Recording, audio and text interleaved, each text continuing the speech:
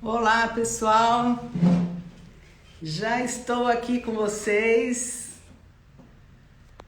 chegando para mais uma live. Vamos conversar hoje sobre o que vai ser de você se você não estiver comigo. Ninguém vai gostar de você do jeito que eu gosto de você, do jeito que eu gostei de você. Então estamos na terça-feira, vamos conversar sobre um assunto que é muito colocado. E eu vou falar uma coisa para vocês, não só os abusadores conhecidos e reconhecidos por todas nós que falam esse tipo de coisa com as parceiras, mas muitos outros que não estão no espectro dos abusadores também costumam falar esse tipo de coisa. E muitas mulheres também, as parcerias afetivas, quando mexe com o ego, muitas vezes usam dessa artimanha, desse artifício, e no caso dos abusadores, usam desse tipo de manipulação. Quer dizer, mais do mesmo, só que assim, na hora que, não só na hora da separação, mas isso daí também é uma artimanha que é muito falada quando as pessoas não estão se comportando bem. Então, se não estão se comportando bem dentro de um relacionamento que precisa dar um corretivo, olha, você tem que funcionar do jeito que eu pré-determinei na minha mente. Com os abusadores a coisa é bem difícil, né? Porque o que eu pré-determinei na minha mente muda de hora para hora, desde que você esteja me enaltecendo 100% do tempo. Então, como castigo, além de eu tirar toda a tua autoestima, que é o que eu faço muito bem, eu te desqualifico, eu coloco todos os defeitos possíveis e imagináveis em você, eu ainda ponho a cereja do bolo e eu vou dizer para você que ninguém vai te amar como eu, porque só eu sei dos seus defeitos, eu aceito você mesmo assim, eu te aceito com tantos defeitos, você sendo tão imperfeita, tão terrível. E a pessoa que está passando por essa lavagem cerebral, eu gosto sempre de falar que eu uso, eu sou mulher, eu estou usando o homem, mas todos os tipos de direcionamento afetivo, sexual, isso acontece em todas as situações. Então, é mais do mesmo da manipulação abusiva, aonde essas parcerias afetivas elas vão desqualificar massivamente quem estiver com elas, né? Então eu estou fazendo o papel do abusador nesse momento, né? Então existe algo, né, que é assim, como se você não tivesse a capacidade de encontrar mais ninguém no mundo. Imagina que esse planeta com bilhões, milhões de pessoas que habitam, então só esta pessoa vai ser a pessoa mais legal do mundo, a pessoa mais incrível do mundo, que vai suportar a pior do mundo, a pior do mundo, que é a vítima do abusador. Então, para vocês verem que a lavagem cerebral, ela é tão absurda, ela é tão grande, que na hora que o abusador ele fica com um lugar que ele vai galgando de uma maneira tão capciosa, e que ele vai ficar no lugar do suposto saber. Ele é o que sabe da relação, ele é o que dá regras, ele é o mais inteligente para essa pessoa que está com ele. Então essa pessoa vai pouco a pouco perdendo referências, perdendo o senso crítico, perdendo a autonomia sobre si mesmo, perdendo a própria identidade. E quem fica o detentor, por isso que eu sempre falo que tem a ver com o nome do meu livro, que é Sequestradores de Almas, ele faz com uma maestria absoluta um sequestro de almas. E o mais interessante é que esses abusadores, eles têm a lábia. Então, quando eles têm a lábia dentro do espectro narcísico deles, e tem variações, né? Tem aqueles lá que entram na casa das pessoas infelizmente, né, a gente sabe que a articulação e a manipulação e a sedução e o jeito de detonar e destronar a pessoa da própria identidade é com uma eficiência fantástica, e tão fantástica que só uma pessoa com adoecimento mental muito importante faz isso daí sem remorso, sem sentimento de culpa nenhum e mais sem empatia, que é fundamental. Então, nessa época de pandemia, eu fiquei sabendo de vários casos, infelizmente, de pessoas que se alojaram uma na casa das outras, pessoas que em algum momento até iriam demorar um pouco mais para fazer essa união, e na medida em que foram fazendo, as verdades, foi ruim, mas de uma certa forma também não foi tão ruim, porque encurtou caminhos que poderiam ser mais extensos, né? Porque as pessoas acabam se distraindo no dia a dia, não ficam tão próximas e ficam com dificuldade de ver e ficam em dúvida de ver e de entender se realmente a pessoa que ela está pode ser um abusador, se existe algo de perverso, de manipulação. E o que eu ouço muito falar é que os meus pacientes falam, e a gente sabe que existe esse tipo de comportamento, que parece que são duas pessoas, parece que tem uma pessoa que é muito legal e a outra pessoa que é muito ruim. E essas duas pessoas, óbvio que elas não aparecem simultaneamente, mas elas são duas pessoas, e eu sempre falo para os meus pacientes que essas duas pessoas, elas são facetas adoecidas desta pessoa aqui, que esconde toda a questão emocional, mesmo sem saber que está escondendo. E é uma coisa assim bem interessante, porque essa questão emocional mal resolvida, que a gente vai falar que é a criança ferida, que são assuntos traumáticos que a pessoa não deu conta de lidar em hipótese alguma. Então não é que ela faz o que a gente fala em psicologia, que faz um recalque. Em psicologia, recalque é assim, você põe perto do teu inconsciente, você fica em algo, você tem aqueles atos falhos, você fala uma coisa, puxa, eu não queria dizer isso e acaba falando. Então esse daí é o recalque, é quando a gente coloca bem pertinho do inconsciente e fica meio que no consciente inconsciente, e a gente acaba agindo por meio desses recalques, desses sentimentos que a gente não consegue elaborar direito. Eles vêm muito através dos sonhos. Eu sempre gosto de falar que os sonhos não são só essas questões, mas incluem essas questões, que é o que a gente trabalha no MDR. Mas o abusador que tem esse adoecimento, que é o que eu estou falando agora, ele não faz esse tipo de recalque, ele simplesmente, e é por mecanismo de sobrevivência, ele não coloca no limiar da consciência questões emocionais dele, em hipótese alguma, ele dissocia, quer dizer, uma parte dele realmente não conversa com a outra. Então, ele tem algo que é dissociado, não está associado a ele. Uma pessoa comum, ela tem uma associação com situações difíceis que muitas vezes ela não conversa muito, mas está no limiar da consciência.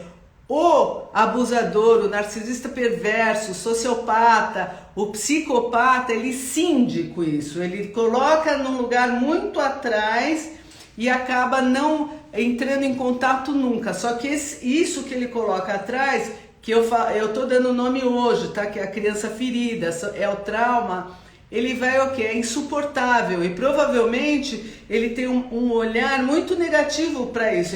Ele protege com os mecanismos de defesa, que é o personagem que ele vende, que ele precisa ser o magnânimo, e essa pessoa, essa criança ferida, é a criança que ele vai projetar fora, que ele se esquivou de ver, e ele vai projetar essa criança ferida fora dele, em qualquer parceria que ele tiver. Então, ninguém escapa, ele vai colocar todo aquele que estiver muito próximo dele em detrimento, em menos-valia, porque, Patrícia querida, linda, em menos-valia porque ela não ele não consegue entrar em contato com essas questões emocionais. E nisso, olha, a gente pode ver quando a pessoa está entendendo o que está acontecendo, ela pode assistir e sair desse jogo, que é um dos motivos que eu estou fazendo essa live hoje, explicando sobre ninguém vai gostar de você como eu. Então a gente pode fazer um mecanismo de colocar essa frase para quem já está mais desperto e para aqueles que vão ficar a partir de agora dessa live. Quando a pessoa falar, ninguém vai gostar de você como eu, ou quando a pessoa já saiu do relacionamento e fala assim, você vai ver, ninguém vai gostar de você como eu gostei, você vai ficar à deriva, com milhões de pessoas na Terra, ele acha que a pessoa vai acreditar nisso, mas tem gente que acredita. Então isso daí é para desmistificar. Então, olha só, quando o abusador está falando isso daí, é porque ele tem o receio de ser rejeitado. O receio, e quem é que é rejeitado e quem é que é mal visto? Essa criança ferida. E aonde que está essa criança ferida para a sobrevivência dele? Está na pessoa que ele fala que ninguém vai gostar. Que nem ele gosta. Então ele está falando de um espelhamento de algo que tem dentro dele, que ele não acessa, mas ele projeta como se fosse um espelho no outro. Então é um mecanismo de defesa, tá? Não tem consciência nesse... ele não teve constância no objeto e criou mecanismos de defesa. Ele teve um problema aí, que eu não vou entrar em detalhes, mas no meu curso eu dou bastante detalhe em relação a isso. E esse lugar é um lugar que é muito bom para quem passa por relacionamento abusivo, para perceber que todas essas falas são falas que a gente dá o nome de falas projetivas. Então, quando você estiver se sentindo diminuída, quando você estiver se sentindo diminuído por uma fala, e esses abusadores, eles falam muito, até que a pessoa fala, eu desisto, não vou concordar, que é o maior erro, porque quando a pessoa concorda por desistência, ela literalmente está concordando por desistência. Então esse abusador está sim ganhando espaço. Então não existe essa coisa de ficar quieto e falar assim, tá bom, eu concordo, eu vou me desculpar, e contar para si, dentro de si, falar assim, não, eu vou desculpar, mas dentro de mim eu não desculpo, porque assim o clima fica mais ameno. É uma mentira que a pessoa conta para si própria, é uma arapuca, porque na verdade a pessoa sim está desculpando, ela está manipulando a si própria e ela está sim atendendo ao abusador. Então, isso daí é um alerta para quem acha que faz um jogo duplo e para dentro acha que tá tudo certo, que não está sendo abusada. Eu sinto em dizer para vocês, mas vocês estão sim, continuam sendo e muito abusadas. Muito bem, quero falar para vocês sobre esse tipo de manipulação e também por que as pessoas costumam achar que essa fala, ninguém vai gostar de você como eu, o que a gente pode encontrar, as pessoas podem encontrar quando elas se distanciam desse tipo de abusador e ficam com essa fala. Em primeiro lugar, dicas poderosas aqui. Logo que vocês se separam ou antes de se separarem desse tipo de relacionamento, porque é um relacionamento que é difícil de continuar, os abusadores eles têm dificuldade de permanência nas relações porque ninguém aguenta. E porque as pessoas que aguentam muito tempo literalmente adoecem fisicamente. Infelizmente, acabam adoecendo, porque o fracasso do sistema de sobrevivência começa a ficar tão grande e tem um gasto de energia tão enorme, que as pessoas entram em falência física. Eu sempre falo que nós somos minas de ação retardada. Sabe o que que é? A gente vai, chega uma hora que quebra o sistema. Então, quanto antes as pessoas despertarem, é o motivo que eu faço muito dessas lives, mais saúde, mais liberdade e mais a possibilidade de ter uma alegria efetiva no viver. Por que que eu estou falando dessa alegria efetiva no viver? Olha só, gente, o que que é uma alegria para aquele que está dentro de um relacionamento abusivo e que se torna um co-narcisista? E o que que acontece com o co-narcisista? Vou contar um pouquinho, mas também a pessoa que sai desse relacionamento e fala, puxa, tô apaixonada por esse cara já encontrou outra pessoa, realmente ninguém vai me amar como ele me amou. E aí a gente vai pensar naquela coisa espelhada, né? Eu não vou conseguir fazer com que alguém me ame assim. O que que acontece? Aí acontece uma coisa que se chama Síndrome de Estocolmo, que é uma coisa que eu queria muito falar com vocês, que tem a ver com este medo medonho de que ninguém vai gostar de você como eu gostei. Então, o que que é esse amor enorme que o abusador tem e que tipo de amor que a pessoa que está sendo abusada tem pelo abusador? Então a gente pode fazer uma analogia de um cárcere, aonde você tem a pessoa que fica no cárcere, que é o torturador. E é fato, e é real, e é o que acontece. Quem fica guardião do cárcere, que é o abusador nesse caso também, ele é o que tortura. E por que que as vítimas, tirando toda aquela fase de sedução, por que que as vítimas que já estão presas, já estão super machucadas, elas dizem que, e elas contam para si próprias que elas estão apaixonadas, que elas amam esse abusador? Será que isso é amor? Porque a gente fala muito assim do abusador. Será que isso é amor, o amor do abusador? Agora, pouco se fala do amor das vítimas. Será que isso é amor? E aqui tem a minha grande dúvida. O que de início pode ter sido um apaixonamento por N motivos, pode ter sido o início de um amor, na página 2, na página 3, com 100% de certeza, já não é mais amor. Com 100% de certeza. Porque aí, toda essa parte da síndrome de Estocolmo, ela começa a ficar ativada. E o que que é a ativação do narcisismo e da síndrome de Estocolmo? O que que acontece com isso? Então, o que que é o amor da vítima pelo abusador?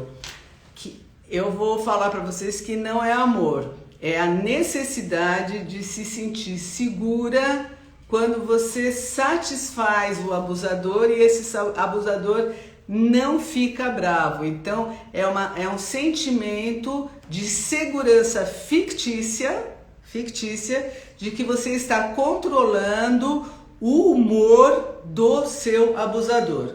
Então você acha que se você ficar em silêncio e conta pra você vou voltar a dizer, uma grande mentira. Você conta pra você falando assim, eu já sei como ele funciona, eu vou ficar quieta, eu vou fazer que eu tô aceitando tudo, mas aqui dentro não tô aceitando. Isso é uma automanipulação totalmente distorcida, que no fim é para apaziguar esse abusador, e sim, ele consegue o que ele quer, porque ele te manipulou e você ficou quieta, você fez o que ele quis, só que pensou lá dentro, não, eu não fiz, eu não entrei, mas entrou sim. Então, pode até ser um caminho para você desconstruir essa relação, até aí tudo bem, mas se perpetuar nisso daí, não é desconstrução, é perpetuação mesmo. E o seu abusador vai saber que ele está sim ganhando espaço com você, porque você cede. Quanto mais você cede, mais você diz, bate mais. É uma relação que você diz para o seu abusador que você aguenta a tortura. Muito bem, e ele não vai parar. Só que aí o que acontece? Aí tem o seu adoecimento.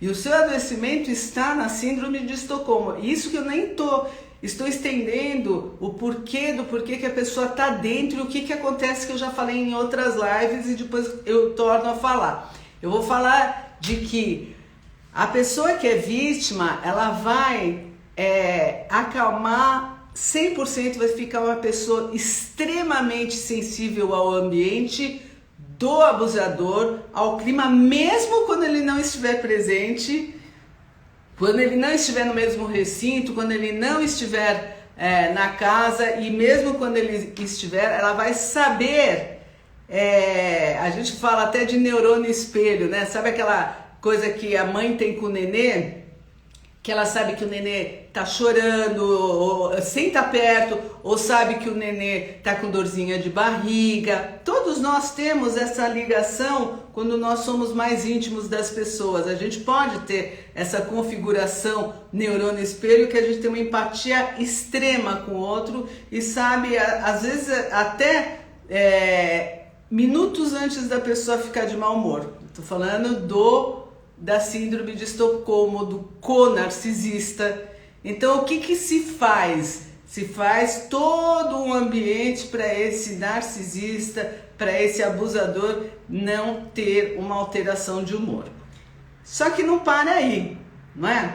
Então a pessoa vai querer ser tão boazinha, que é o que eu estava falando que tem acontecido infelizmente nesses tempos aí de confinamento, de Covid, que eu vi de certos casos que as pessoas, umas se alojaram na casa dos outros e fizeram verdadeiros abusos fantásticos, fenomenais, trouxeram filhos, trouxeram todas as dívidas juntos, trouxeram um monte de situações difíceis e colocaram as supostas vítimas como pessoas importantes na vida deles. E ainda tiveram que contribuir com toda a dinâmica da casa, não os abusadores, mas as vítimas que muitas vezes alojaram esses abusadores e vice-versa, e arcaram com situações que não era da competência delas ou deles, e tiveram até a parte profissional prejudicada, porque os ambientes às vezes não são tão grandes. E notem, eu não estou falando de uma pessoa, estou falando de várias pessoas que eu sei que aconteceu isso, e que são situações muito difíceis, porque as pessoas já estão numa situação onde elas estão abrindo mão de muitas coisas delas para terem o relacionamento.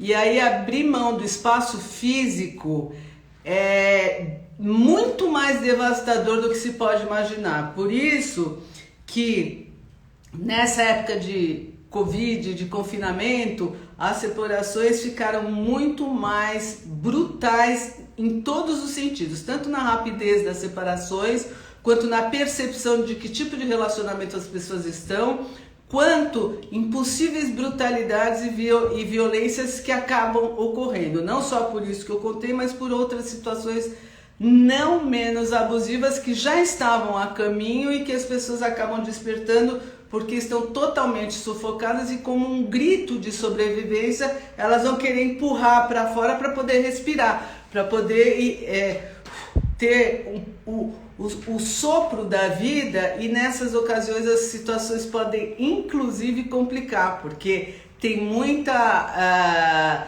questão de agressão física e desse apontamento, ninguém vai gostar de você como eu.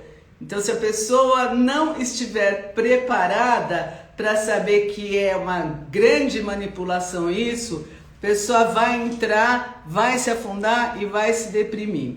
Então a dica aqui é uma dica que eu sempre gosto de falar para todos. Por mais evidente, terra linda, por mais evidente que seja o que eu vou falar, não é visto, as pessoas não veem isso.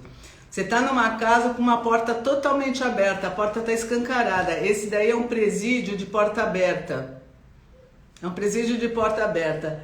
O único lugar que está fechado para não ver essa porta é a própria pessoa que está sendo vítima. Então, se você tiver em alguma situação muito abusiva, onde existe um monte de inserções de mentiras onde você duvida, será que sou eu o abusador? Será que eu não sou o abusador? A principal percepção é que a porta está aberta. Sim, muitas vezes você precisa sim fazer uma conversa terapêutica, porque para falar sobre uma situação de abuso, ela é muito rarefeita. Então dá preguiça das pessoas falarem, porque o que aparece fora para o mundo são pessoas maravilhosas. É muito difícil alguém que está fora perceber o abuso. Só nesse pouquinho em pouquinho que vai acontecendo é que as pessoas vão literalmente se quebrando nas próprias identidades, na percepção de realidade. Então, essa questão de muitas vezes você vai falar com amigos, você vai contar o que está acontecendo, e como você está muito sem forças e as pessoas têm uma percepção bem distorcida da realidade, porque é o ambiente social, é o ambiente de trabalho, ninguém sabe o que de fato está acontecendo dentro de casa. E muitas vezes as vítimas acabam desistindo de se impor, não se impõem, até porque elas têm um combinado oculto de aparecer bem socialmente, faz parte desse combinado de abusado e abusador. E quando essa vítima se revela e precisa sair dessa relação, ela pode encontrar muita resistência. Então, o que eu sempre falo para as pessoas que veem e que observam e que sabem que a porta sempre esteve aberta, que é um cárcere de porta aberta, é sair e buscar, sim, se precisar, uma ajuda terapêutica. Hoje, ainda bem que tem outras pessoas que já têm mais conhecimento sobre o que é um relacionamento abusivo, sobre como que você pode ficar nessa síndrome de Estocolmo que eu acabei de explicar para vocês. Então vale a pena vocês perceberem a serviço do que vocês estão, porque um relacionamento abusivo, ele faz você estar a serviço do bom humor do parceiro. Voltando a dizer, eu falo parceiro, mas isso daí pode servir para parceira, para qualquer direcionamento sexual que tiver, para qualquer direcionamento afetivo. Então é assim, toda a pessoa que estiver pisando em ovos para esse relacionamento ficar tranquilo, e quando esse relacionamento fica em paz, ela fala assim, não, mas eu sou muito apaixonada por ele, olha, ele gosta de mim. Que parte dela? Uma pergunta para você se fazer, qual é a sua parte que realmente está amando? Você está amando a parte que você consegue apaziguar alguém? É isso que é esse conforto de alguns segundos que te dá a ilusão de amor? O que é esse relacionamento afetivo que você tem? A maioria do tempo você fica se sentindo culpada, pisando em ovos, mesmo quando a pessoa não está junto. E essa questão de, vou voltar no tema, de ninguém vai te amar como eu te amo. Se você acredita nisso, você está acreditando que num universo, aí, num planeta com milhões de pessoas, que pessoa magnânima que está ficando com uma pessoa tão imprestável como você, que não pode ter outra pessoa, não pode se dar bem na vida. Então pensa no lugar seu de prosperidade, e isso daí eu vejo com 100% dos meus pacientes, isso daqui parece mágico mesmo, e eu acho que tem uma magia. A gente fala muito de que pensamento cria realidade, de como que você está cria realidade. Eu acredito 1000% nisso. Aliás, eu acredito infinito nisso. Quanto mais percepção você tem de quem você é, você reconstrói quem você é antes do relacionamento, o quanto que você pode crescer na tua própria identidade. E você pode, mesmo que você esteja há muito tempo no relacionamento, quando você dá um salto, você sai pela porta que sempre esteve aberta. E eu tenho muitos pacientes que saíram literalmente com a roupa no corpo, mas num ato de prosperidade, acreditando na vida. E a vida responde infinitamente na prosperidade, com situações totalmente mágicas que são teoricamente inacreditáveis. Então, uma coisa eu posso falar para todos vocês: a aposta pela vida, ela é sempre próspera. Se você toma uma atitude em nome da vida, você vai ter o que a vida vai te devolver. Então, se você está com uma vida limitada, tomando uma atitude para uma mini sobrevivência e achando que isso daí é tudo, é como se você estivesse vivendo aqui num casulo e todo o universo está acontecendo e você está lá naquela caverna achando que aquilo tudo lá é uma ficção. E mesmo que você saia, que você faz o seu trabalho, que você tem os teus amigos, esse tipo de desconstrução ele acaba ficando tão potente que você acaba desapercebendo e desaprendendo tudo que você aprendeu ao longo da sua vida. Então todos os seus recursos eles vão sendo minados e o que vai sobressair é o seu medo do desamparo, é o seu medo da rejeição.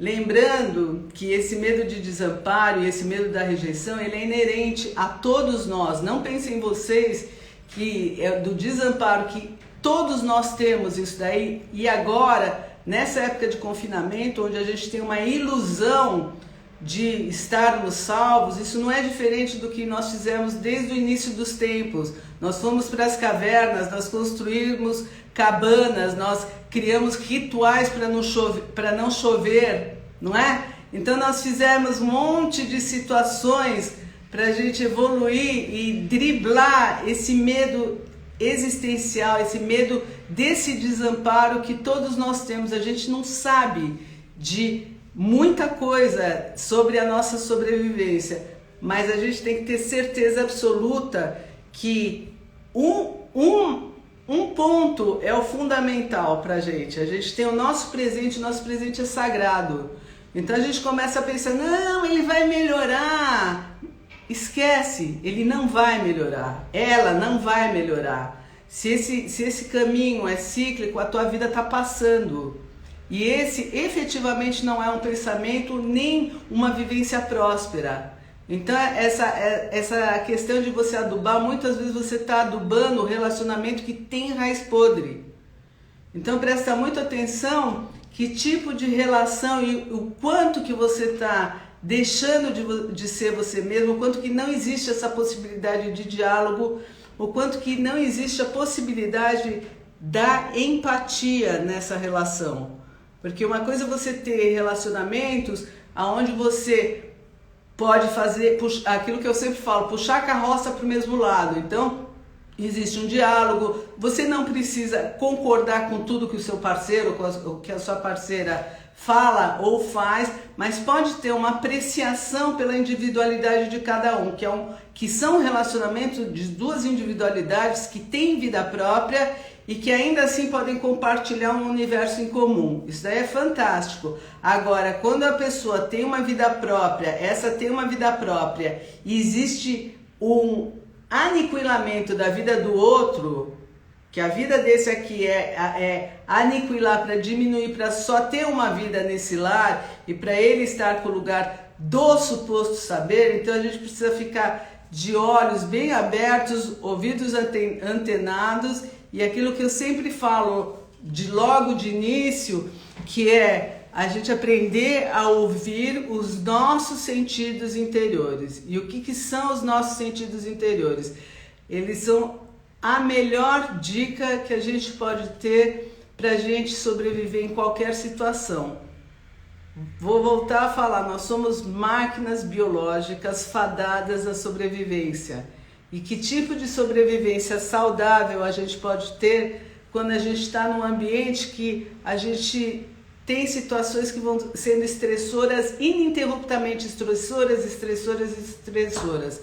A gente vai ouvir a sensação, a gente vai ouvir ruído emocional e a gente vai fazer que essa totalidade conte para o nosso pensar que tipo de atitude a gente pode tomar. Porque senão a gente fica um pensamento ambulante que fica confuso por causa da fala do abusador e aí fica um corpo que sente uma sensibilidade desconectada da cabeça, porque a cabeça quer comandar o corpo. Fica aquele cocheiro que ele tem que cuidar dos cavalos, um cavalo vai pensar, outro cavalo vai sentir, outro cavalo vai ser o do impulso, e de repente o cavalo do pensamento ele pula no lugar do cocheiro, acaba com o cocheiro, e no caso do abusador, quem pula no lugar do cocheiro é o próprio abusador.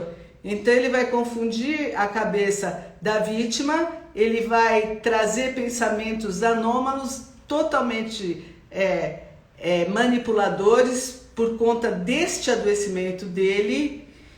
E a força da vítima, que muitas vezes acontece na sobrevivência máxima, quando dá um colapso físico ou um colapso neurológico orgânico com uma depressão muito grande ou outros sintomas, antes disso nós temos o nosso anjo da guarda. Eu sempre digo, é o nosso anjo da guarda, é a nossa percepção que está no corpo, Então é esse tipo de escuta interior que a gente pode fazer muito através de perceber o ambiente, e não perceber o ambiente para agradar, mas o que não me desagrada, aprender que eu posso dizer não, aprender que eu posso dar o limite, e que se a pessoa que estiver comigo estiver conflitando muito, talvez essa pessoa não seja para ficar junto. Então se eu estiver o tempo todo a serviço desse parceiro, a serviço para agradar, e aí eu tenho esse conforto no corpo por alguns momentos, e logo depois eu começo no corpo sentir essa ansiedade, essa instabilidade, é um sinal. Isso é um sinal. Se o teu cérebro fala, não, deixa pra lá, isso daí não é nada, isso daqui você tá com... você próprio se fala, está com caraminhola na cabeça, e tá mesmo, só que você diz pra você assim, esquece teu corpo. A caraminhola na cabeça que você conta pra você que você tem, não é. É a caraminhola sim, mas é assim, esquece o que você tá contando pra você. Não leve a sério o que você tá contando. Eu fico meio ansiosa, eu fico insegura, tal. Bobagem, ele te dá tudo. Ou ele fala que você é linda, que você é maravilhosa. Você vai falar com as tuas amigas, com os teus amigos, daí chega em casa, ou ele vai te exigir coisas que você não gosta de fazer, ou que você não quer fazer, ou que você faz nunca está bom. Então, eu quero deixar a mensagem aqui para vocês hoje de que o que é o amor, e quem é que vai ou não gostar de você como ele. Ninguém vai gostar de você como ele. Quem é que faz isso daí? Tá? Quem é que inventa uma história tão fantástica a ponto de outra pessoa acreditar? Isso é o maior conto de fadas que a pessoa pode contar para alguém. Porque mesmo que o relacionamento seja maravilhoso, existe uma ruptura, sim, tem muita gente nesse planeta. E a questão de você ter uma companhia ou não, hoje mais do que nunca, ela tem que ser uma opção. Você está por escolha e não por necessidade. Está com escolha porque você tem compatibilidade com esse outro. E as pessoas cada vez mais estão se autossustentando em diversas maneiras. E por que não se sustentar emocionalmente? Sendo criativo, fazendo coisas que gosta. E aí sim, que gostoso compartilhar com outras pessoas. Que gostoso compartilhar com uma parceria afetiva. Agora, aquele modelo antigo em que a mulher ela vai ficar quietinha, acordada, esperando o marido é o chefão, o machão, isso aqui já era. E outra coisa, essas mulheres do outro lado, que são mulheres fáricas, ou que são as mulheres que acham que elas saem de um conto de fada e vão para outro, e que elas substituem o papai daqui com o papai aqui, que ele deve dar tudo para elas, esquece também. Nenhum homem merece isso também. Então, são relações de dois adultos, e de dois adultos que sabem que não é que ninguém vai amar ninguém como eles. É que vocês podem ir para um relacionamento se amando como ninguém.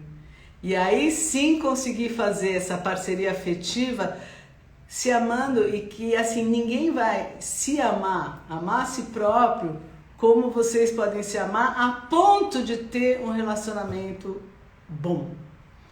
Então minha mensagem para vocês é nesse caminho. Então prestem atenção como recado final, o que vocês podem estar fazendo para ter um relacionamento mais tranquilo, qual que é a linha vermelha do limite de vocês, até onde dá para ceder e o quanto que vocês estão cedendo ininterruptamente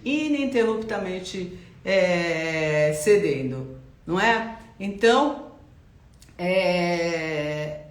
eu estou lendo aqui alguns comentários, né?